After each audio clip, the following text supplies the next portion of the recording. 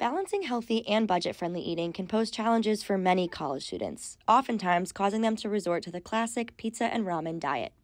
Luckily, on-campus experts have advice on how to combat this stereotype through thoughtful shopping and student-wide resources like the Buckeye Food Alliance's free food pantry.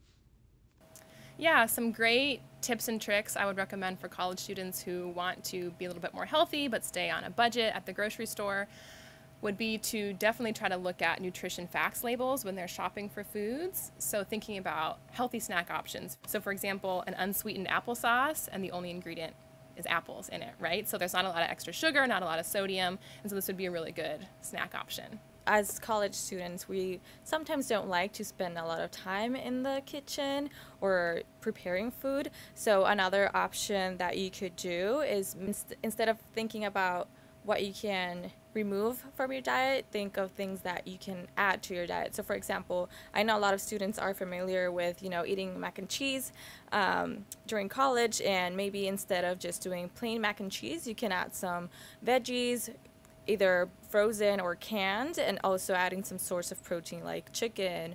Now that we've gotten some tips from our dietetic students, we're going to take their lessons and apply them to a real recipe. I'm thinking a vegetable fall stew sounds great.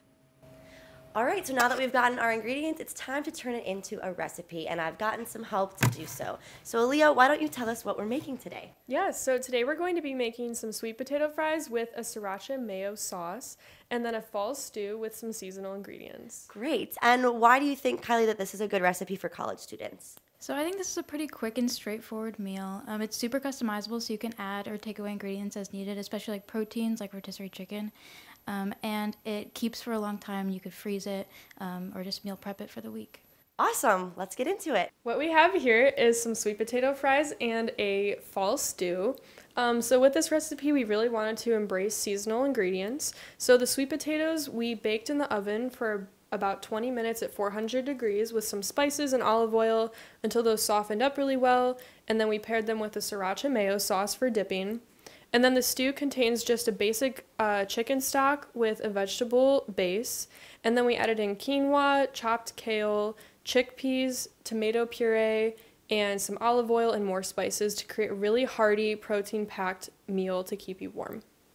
Thank you to our dietetic graduate students and on-campus organization Students Advocating for Food Equity for showing that even college students can shop and cook in a health and budget conscious way.